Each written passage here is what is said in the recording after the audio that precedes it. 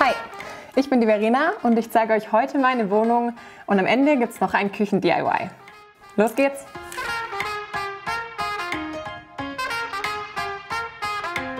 Ich bin Account Managerin und wohne jetzt seit einem Jahr hier im Süden von München mit meinem Freund gemeinsam in dieser Wohnung und wir befinden uns jetzt auch schon im Herzstück der Wohnung, nämlich im Wohn-Ess-Bereich. Hier im Esszimmer natürlich sind wir gerne gemeinsam mit Freunden oder aber auch einfach für ein schönes Abendessen zu zweit. Und grundsätzlich den Einrichtungsstil von mir würde ich beschreiben als modern, contemporary. Ich versuche stets dezente Farben zu wählen, eher natürlich, um damit einfach zeitlos zu bleiben.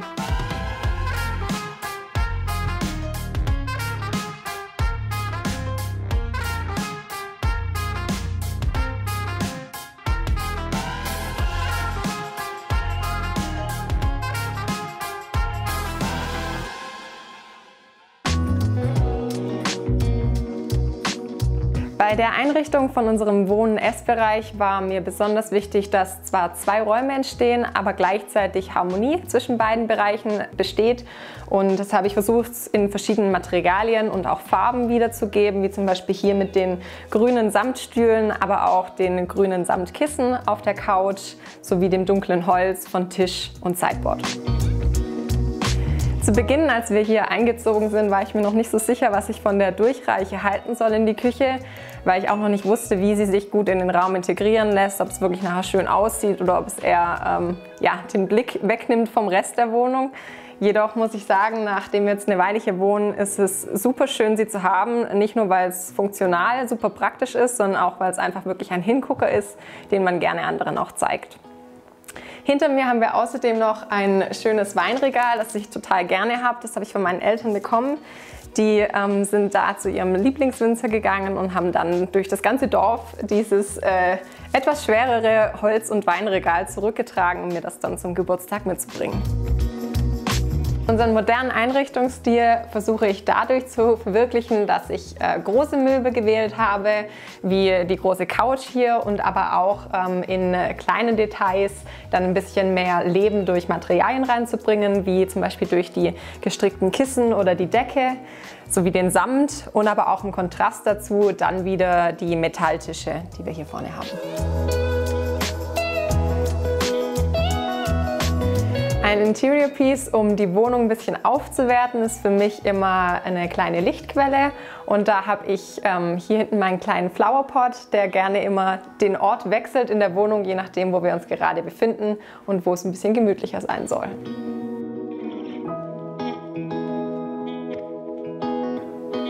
Kleiner Tipp von mir zur Ordnung in der Wohnung ist dann kleine Coffee Table Books oder auch Magazine wie hier hinten in einer Kiste anzurichten, um da einfach ein bisschen Ruhe und Struktur reinzubringen und gleichzeitig sie schön zu präsentieren. Ich selbst bin auch ein ordentlicher Mensch, gern strukturiert und wenn ich mich ansonsten beschreiben müsste, würde ich sagen, sehr lebensfroh und auch kreativ.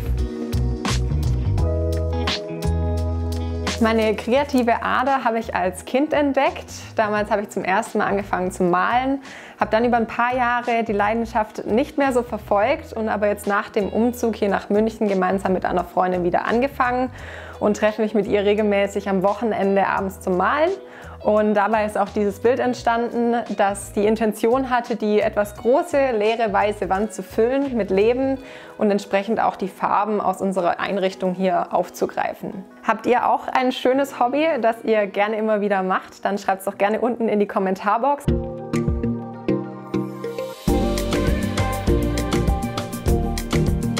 Als Küchen-DIY zeige ich euch jetzt eine schöne Möglichkeit, wie man Toppings für zum Beispiel Müsli in der Küche schön in Szene setzen kann und entsprechend an Regalen aufhängt. Was ihr für das DIY braucht, ist ein Klebeband, Einmachglas, schwarze Spraydose, Band, Feuerzeug und einen Haken. Wir fangen an mit dem Einmachglas. Da können wir den Deckel abschrauben und färben den einmal mit der Sprühdose schwarz ein.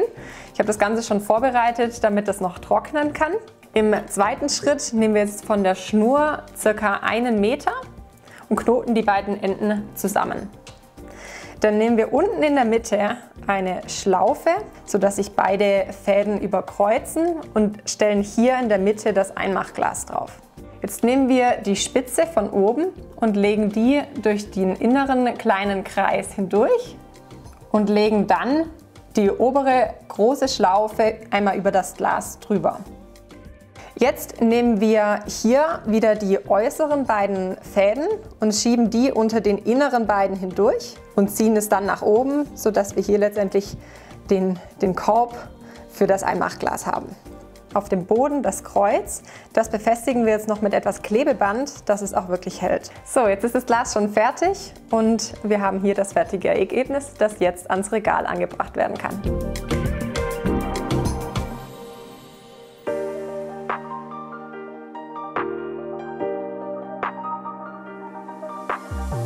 Hier sind wir jetzt in unserer Küche, die wir hier neu reingemacht haben. Als wir zur Besichtigung kamen, sah die nämlich noch nicht so aus.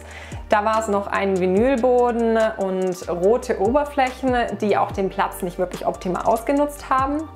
Und wir haben uns dann gemeinsam mit dem Vermieter darauf geeinigt, hier eine neue Küche reinzubringen, die auch wirklich funktional ist und den Platz optimal nutzt.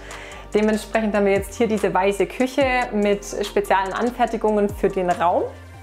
Ich verbringe super gerne Zeit in der Küche. Es ist natürlich hier nicht unfassbar viel Platz, aber es reicht trotzdem, um alles zu tun, was man sich so vornimmt. Und das mache ich manchmal alleine, aber auch gerne gemeinsam mit meinem Freund. Und dann befinden wir uns hier doch ein paar Stunden in der Küche. Mein Tipp für kleine Küchen ist, dass man wirklich mit jemandem zusammenarbeitet, der so einen Raum auch wirklich maximal ausnutzt für Stauraum, den man natürlich in der Küche immer wieder braucht, und auch gleichzeitig, dass man einfach Flächen schafft, auf denen man arbeiten kann. Und in Verbindung zu diesen vielen Stauraum geschlossenen Flächen finde ich es auch immer ganz schön, wenn man noch ein bisschen was Offenes hat, dass man ein bisschen in Szene setzen kann, so wie jetzt bei uns hier dieses Regal an der Wand. So, und jetzt gehen wir weiter ins Schlafzimmer. Hier sind wir jetzt in unserem Schlafzimmer, das letztendlich ein bisschen ein kleinerer Raum ist, das ich aber versucht habe von der Einrichtung anzupassen, auch an die anderen Räume hier in der Wohnung, und dementsprechend die Farben, die auch im Wohnzimmer- und Essbereich vertreten sind, mit dem dunklen Grün, aber auch goldene Akzente hier wieder zu spiegeln. Für die Nachttische wurde ich von Instagram und Pinterest inspiriert. Da haben wir dann einfach im Bauhaus 2 Platten besorgt und verschiedene Hölzer, die wir zusägen lassen haben, und haben dann eben mit ein bisschen Farbe gespielt und dementsprechend jetzt 2 schöne kleine Nachttische rechts und links vom Bett. Das war's von mir. Schön, dass ihr da wart. Tschüss!